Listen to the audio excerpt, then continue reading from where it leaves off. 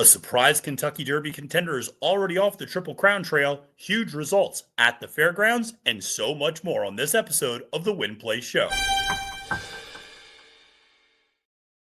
Hi everyone, Matthew DeSantis here with NYRA Bets, and welcome to another episode of the Win Play Show on NYRA Bets YouTube, where we cover all stories horse racing, handicapping, betting, to make sure that you are connected to the latest in the sport that we love. Now, before we get into this episode of the Win Play Show, I want to remind you to press that like button and subscribe to NYRA Bets YouTube today. Subscribing is entirely free of cost, just notifies you when new videos are dropping on the channel. We have race previews, full card analyses, weekly programming like this one on our Road to the Kentucky Derby and Kentucky Oaks with myself and Kaylee Shapiro, as well as handicapping and betting tutorials and so much more. So again, press that like and subscribe button today. All right. Well, like I said, welcome friends to another episode of the Win Play Show. We got a lot to get to today because we have to recap a huge weekend at Fairgrounds, talk about some big news coming out of that, a little bit of news coming out of the Sunland Derby. I was prepared to talk about a few different topics, but then news broke early Tuesday that directly impacted one of the things I was going to talk about, which was, of course, the results from the Risen Star, the 50-point Kentucky Derby prep race run on Saturday at Fairgrounds, won by Magnitude. He, of course, ran a huge race going gate to wire, drawing off to win by over 8 lengths, and really a dominant performance, one that ended up being very divisive in some ways on social media because the performance appeared to have kind of come out of nowhere, having previously run kind of the career best 80 Beyer speed figure, then runs a 108. But ultimately, the news breaks Tuesday morning that Magnitude is off, not just the Kentucky Derby trail, he is off the Triple Crown Trail with an ankle injury per trainer Steve Asmussen. So that is a huge news that is directly impacting the Derby trail. I know Magnitude jumped all the way up to number 1 on Andy Sterling's top contenders list. I was maybe not quite as bullish on that effort. The 108, I thought it was track. I thought there was a track bias. I thought there was a rail bias. I didn't think any of those were overwhelming, but I thought they were enough to question whether or not that 108 was ever going to be able to be replicated by this horse. And I thought this horse was set up for a huge bounce in the Louisiana Derby. He was a firm bet against for me. I just don't like betting front runners going into the Kentucky Derby after what we've seen the last few years, unless you're a horse trained by Bob Baffert. Those horses just tend to be able to run on the front no matter what. So it is one of those things where Magnitude, though, off the Derby trail, off the Preakness trail, off the Belmont at Saratoga trail. So no Triple Crown for Magnitude at all. And that was a huge effort, though, in the Risen Star. And it was a gate-to-wire effort. And again, I thought it was a speed-favoring track that day at Fairgrounds, though you did see some horses coming from off the pace, though you had to be close. That's for sure. You had to be close. And one of the horses that was close that day was East Avenue. And East Avenue was, of course, your odds-on favorite and really ran a poor race. And we're going to get to East Avenue in a second. But I think one of the things that I wanted to talk about with regards to Fairgrounds was something that, I've seen a couple people mention online. And with the news of Magnitude being scratched with or being off the Triple Crown Trail with an ankle injury, I think it highlighted this issue more. And what I want to be clear about before I say any of this is I'm not insinuating any of this stuff happened with regards to Magnitude. I have no knowledge of that. And so this is by no way a reflection of why I thought Magnitude ran the way he did or why I might be betting against him in the future. That said, it is noteworthy that Louisiana does not adhere to HISA guidelines. And while, yes, the Risen Star and the Rachel Alexandra, the Kentucky Derby and Kentucky Oaks prep races were run with horses off Lasix per requirements for the Derby and Oaks. Okay. The run off Lasix. Everything else that HISA bans in other states is allowable in Louisiana. That includes pre-race medications, again, of legal substances. Okay. So we need to be better at explaining this sort of stuff to the public. When we talk about a banned substance, that actually is something that came up with Vassimo earlier this week with a positive test for betamethasone. Okay. He finished 4th in the Risen Star, by the way. And I'll get to that in a second.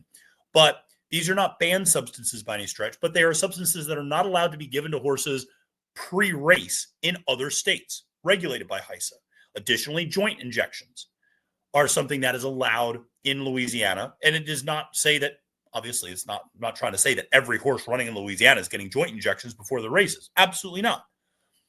But the horses running at fairgrounds are running under slightly different guidelines and conditions than the horses running in Florida, New York, Oakland, in Arkansas, Kentucky eventually with the bluegrass, and certainly California with all the races out there. So I think what the point I was going to make before all this magnitude news broke was I think there's reason to dig a little deeper and try to find additional transparency in the horses running at fairgrounds, because I do think that could potentially be an issue. If you look at how horses are running at fairgrounds and they're running, receiving some sort of a treatment, some sort of a medication, maybe they're receiving a joint injection pre-race. Now you go to the Kentucky Derby, you're not getting any of those things because you can't under HISA.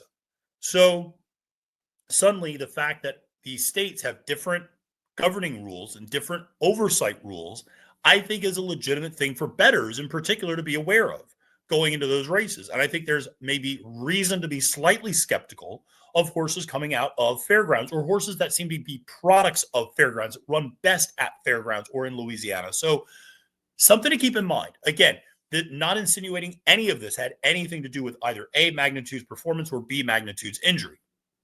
Not saying that at all. I was going to talk about this well before the news broke about Magnitude, about just saying, hey, this is kind of an interesting thing for people to keep in mind as we're tracking the Derby and as we're tracking the Oaks. The fact that, yes, everybody's running off Lasix, but then there's these other things that aren't really the same between Louisiana and everybody else. So something to keep in mind as you continue to think about how to approach handicapping some of these races and some of these horses coming out of the different circuits. I mentioned Vassimo as well, and this is a horse that finished fourth in the Risen Star for trainer Todd Pletcher, and news broke that he had a pending positive for betamethasone.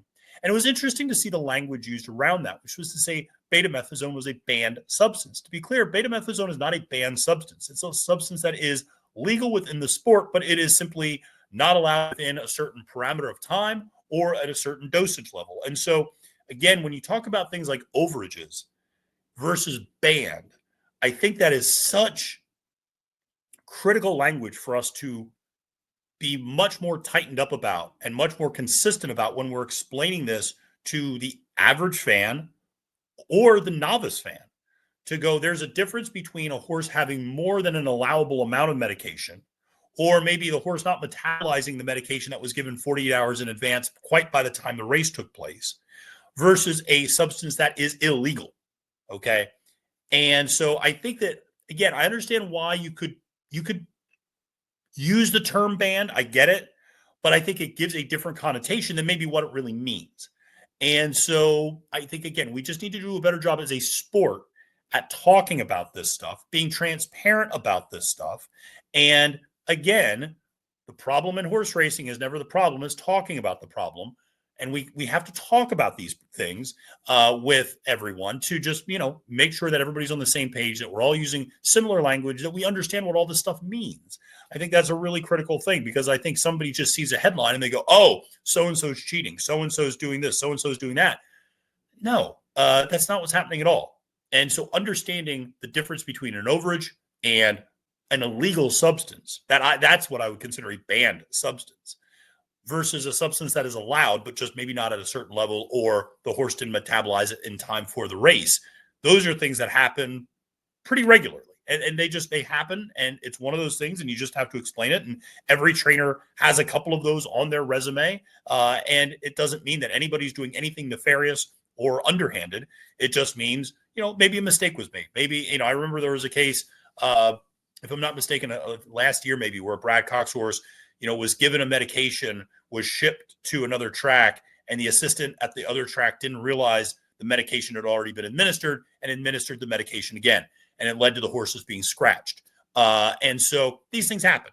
There's sometimes a failure in communication between the barns, especially if a horse is shipping and things like that. So not looking to make excuses for any positives, but it is something where I wish we were more consistent with our language when we talk about those things. Now, all of that being said, we also want to talk about what happened on the actual track at Fairgrounds on Saturday. And I think as big as Magnitude's performance was, which now has a little bit of an asterisk because obviously we know he gets injured. So there's really not a lot to talk about there. I think it's important to look at how everybody else ran. So we'll start with East Avenue, who is your odds-on favorite, who ran, to say poorly is an understatement. I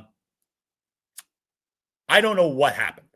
And he's a horse that had been training beautifully leading up to the race. You look at the pedigree, that damn is a half to Cody's wish. So maybe you go, well, maybe he's just a miler. Maybe. He got a mile on a 16th at Keeneland under ideal conditions, admittedly, on the front end. But still, is able to get 2 turns before. And the thing that was really disconcerting was that he really just dropped anchor, honestly, around the quarter pole, and even really before that. And you could just tell all of a sudden he was moving fine, and then all of a sudden just nothing. And, I know there was speculation online. Maybe he bled. Maybe. I don't know that. He did stop pretty suddenly, I thought. Or you just saw that downshift pretty quickly. Where, like I said, he was running along, he was moving fine, and then all of a sudden he wasn't. And it wasn't a matter, like usually if it's conditioning, like a horse kind of gradually fades back. If it's a matter of just like, the horse doesn't like the distance, again, it's a little bit more gradual. This felt a little more sudden, which makes you think maybe there was something medical that took place. We've not heard anything from Brendan Walsh about that. But obviously a horse turned in a hugely disappointing effort there as your overwhelming favorite. So East Avenue, a lot of questions to answer. We'll see if the Walsh team kind of regroups with Godolphin to determine what's going to be best for this horse moving forward. He's a good-looking horse. He's built like a 2-turn horse. But, hey, just because you're built like something doesn't mean you're going to run like something. And maybe he is a miler. Maybe he is a 1-turn horse. Maybe he's a horse that needs a lead. I will say he got the absolute perfect trip to find out if he wasn't. He sat that second position, stalking trip. No other horses were around him. He was taking minimal kickback from Magnitude. He was pretty much so in the clear, had a ground-saving trip. It was an ideal spot for him to find out if he could rate. And so if it was just a matter of him not liking to sit second, that was a really bad effort. And obviously now they know they need to go to the lead with this horse, but still, it didn't even feel like that. Because, again, that tends to be a little bit more gradual. The fallback that he had in that race felt a little bit more sudden. Again, would insinuate maybe something else happened. But again, we've not gotten confirmation about any of that yet. So we will have to wait and see. Listen, a lot of other things coming out of that race. Chunk of Gold, horse making the synthetic to dirt transition that I know my good buddy Chase Sessoms always loves. That horse ran a really big race. And it was notable, one of the few horses to make up ground, but more importantly, made up ground on the inside rail. I think that was one of the reasons I was skeptical of Magnitude's effort, was not only was he on the front end on a track that appeared to be very speed favoring, he also was on the rail. The rail seemed to be where you wanted to be. Now, you did see horses pass coming down the middle of the track, but I would argue they looked like they were exerting a lot more energy running down the middle of the track than otherwise. And, particularly that was true, I think, of Hall of Fame and the Mine Shaft.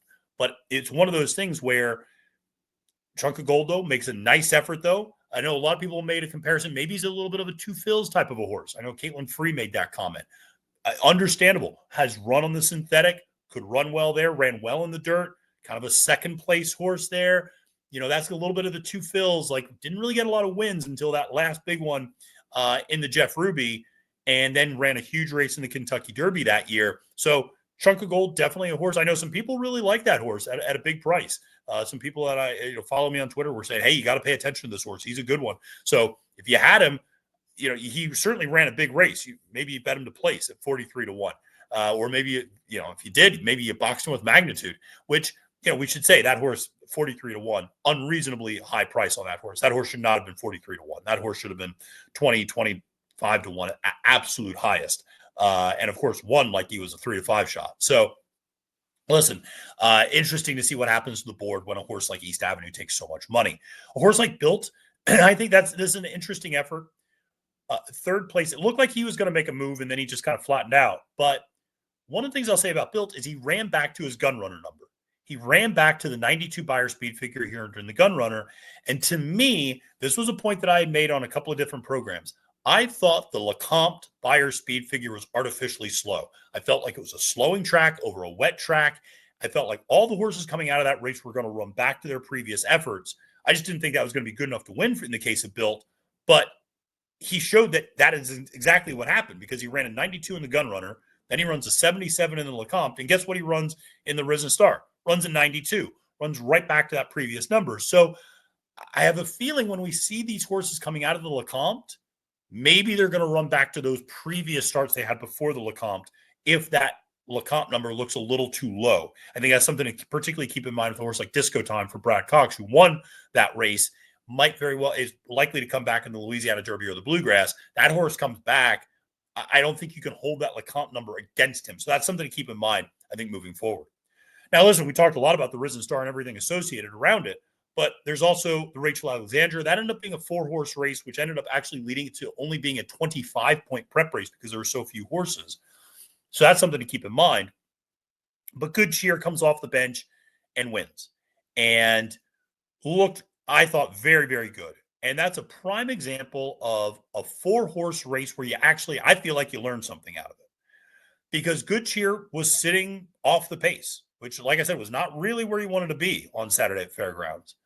And I was reminded of something my good friend and colleague Richie Migliori said to me one time, which is, he goes, in short fields, heavy favorites get into more trouble than anywhere else. And Good Cheer was definitely getting boxed in because he goes, the other jockeys all know we can't let this horse out. We got to muck things up basically for this horse as our only chance to win. And you could tell everybody else, the other 3 jockeys and horses in that race knew, hey, if we let Good Cheer out in the clear, we're all running for second. So try to box her in, make it tight, make it difficult. She didn't have the easiest trip turn around the far turn and coming for home until Louis finally got her out in the clear. Once she got out in the clear, see you later. And she just drew off and won by 6 easy. And that race was never going to earn a huge buyer speed figure because the pace early was pretty slow. And as a result, she gets an 89 buyer speed figure, which is a slight improvement over her 3 previous starts, which were all 86s. I actually was really, I thought that was an impressive effort from Good Cheer. I think that horse still has clearly another ceiling to run. She didn't exert herself at all, which is something I also like to see. Horses not overexerting themselves early in these prep races, and having plenty left in the tank for the next start, the Fairground Oaks, and obviously the Kentucky Oaks. So she's a very, very serious contender. I know my colleague Kaylee Shapiro was really impressed by her. I thought she ran really well. She looked great in the paddock as well before the race. A couple of other results from Fairgrounds that I thought were important to note. One was the Mine Shaft, which was won by Hall of Fame, who is now a perfect 4 for 4 with Lasix. And again, this goes back to Louisiana not necessarily having the same rules as other states with regards to HISA. And so you're allowed to run in stakes competition with Lasix there. And Hall of Fame makes a bid down the center coming from off the pace, as he did 2 back in that allowance race at Churchill Downs, comes from off the pace, tracks down the Robertino Diodoro horse, Como Rabino Omoide, and manages to get that one at the wire. But again, coming down the middle of the track there under Jose Ortiz. And I just thought that horse was really, I thought that horse should get by Como Rabino Omoide a little bit easier. And you could tell coming down the middle of the track just wasn't the easiest spot. And they looked at it for a second, looked like Como Rabino Omoide kind of actually moved out as much as Hall of Fame moved in. So they ultimately kept it up. But a big win there for Hall of Fame, who's now a perfect 3 for 3 since coming back in 2020. And I shouldn't say in 2025 because his one start was in December 24. But coming back from that really long layoff of 8 months, having last ran in the Louisiana Derby, is now a perfect 3 for 3. Followed that 103 buyer speed figure up with a 100 in the Mine Shaft. So gets a grade 3 under his belt. And now you look at a horse that, again, there was a lot of expectations there. And what's interesting about this horse is the connection and the pedigree here. And this is something that you see Giants Causeway in the second generation in both the mother and father line. And so much more closely inbred than a lot of horses would prefer to be. Typically, you like to see line breeding kind of third, fourth generations a little further out. And the fact that this one is inbred a little bit closer to that, a little bit of an interesting pedigree angle. Is not one that I'm a fan of. I'd be interested to talk to somebody like Jessica Tugwell, who I think is a real great pedigree expert. Love to get kind of Acacia or Maggie's thoughts on that as well. And maybe it's something that can work one off, but that does not feel like a sustainable type of pedigree style to have, that you have this kind of influence on, the second generation on both the mother and, on both the sire and dam side. So an interesting horse, he's going to have to prove to me that he can win off Lasix. And if his next race is off Lasix, I'm probably going to bet against him as much as I was for him in the mine shaft. So going to be interesting to see that. And then the other big news coming out of Fairgrounds, I felt like, was, hey, pedigree matters. Why do I say that? Second race of the day, Pretty Sassy wins that race. Oh, who's Pretty Sassy? Oh, the half to Pretty Mischievous. Son of a gun. Okay, look at that. The fourth race of the day, won by Velvet Vortex. Oh, who's that horse making a debut? Oh, that's the half to FISA. Oh, that's a pretty good horse. Then race number 6, you go, who won that? Oh, Ahava. Oh, who's that? Oh, that's the horse that's the half to Vava. Oh, geez, that's pretty good too. You even look at a horse like race 7. You go, Retribution won that race. You go, who's Retribution? Oh, he's the half to Granny's Connection, who was a New York Stakes winning horse. Oh, pretty good. So it turns out that pedigree actually does matter sometimes. And that is something which I think people have very odd takes on. That people either really like looking at pedigree or people really like ignoring pedigree. And I tend to think pedigree matters. I don't solely rely on pedigree, but I think it matters. And when I look at it, I always look at first out success on the female side of the family. That always is a big thing for me. Are these female producers? And do they produce first out winners? Do you see precocious offspring? Even if they don't win first out, are they running well first out? Do they win their second starts? Like those sorts of things. Did the dam itself, if the mare ran, was she a first out winner? Was her dam a first out winner? And did her dam produce other precocious horses? So I like to look at that precocity on the female side. And then I just like to look for class, quite frankly. What caliber of horse was this mare producing? And how is she producing that caliber of horse with the sire that she was being given? So sometimes you'll see a mare who is producing, mid-level, maybe like optional claiming, maybe an allowance horse here and there. But you have to pay attention to who she's being paired up with as a sire. And sometimes you'll see that she's producing some winners with, quite frankly, pretty inexpensive or lower caliber sires. Suddenly she gets paired up with Gunrunner, and you go, hey, let's see what she can do with a really top-notch sire. Now, sometimes, depending on how many offspring she's had, maybe there is a diminishing return there. But I like to look at that female side of the family, and then I like to look at the sires. And I like to look at, again, first out success, average winning distance, depending on how long the race is. And I like to look at, the kind of connections between the sire and that female side of the family. So there's a lot that I look at when I look at pedigree. I think it matters. But I always go back to the point that Jessica Tugwell makes. And if you're not following her on Twitter, she's a great follow. Very, very insightful person, in my opinion, for pedigree issues. What I'm so fascinated by with her analysis is she always says, pedigree matters to a point. In other words, first out success, first few races. By the time a horse gets to the Kentucky Derby, a lot of times you kind of know what this horse is. So, yes, pedigree matters when you look at maiden races, when you look at a second start, when you look at a first time a horse stretches to 2 turns. Those are things that, a horse maybe makes a sudden surface switch from dirt to turf or vice versa. Those things matter. But at some point, the horse tells you who they are. So I agree. Looking at pedigree in a 4-year-old race doesn't really make a lot of sense unless there's a sudden surface switch or something like that. But I think looking at pedigree early on in a horse's career is very vitally important. And again, you'll look at some of those horses that won. Hey, they had big pedigrees, and they had half siblings who were precocious, who were classy, who were successful and successful early, and they all were paired up with really solid sires. And so probably not that surprising that they ran as well as they did. So that was some of the news coming out of Fairgrounds on Saturday. Big day for Cherie DeVoe. Love to see that. Big fan of Cherie, as she is the foremost Jack Russell Terrier mom. Maybe next to Maggie Wolfendale. Maggie and Cherie, 2 huge Jack Russell Terrier moms. I'm a Jack Russell Terrier dad, hence why I love those 2. So listen, at Sunland Park, listen, you had the Sunland Park Oaks, which was won by running and gunning. It's hard to really take much out of that effort. The horse came back and recorded a 58 Beyer speed figure. So I'm going to hold off on really talking much about that race and that result.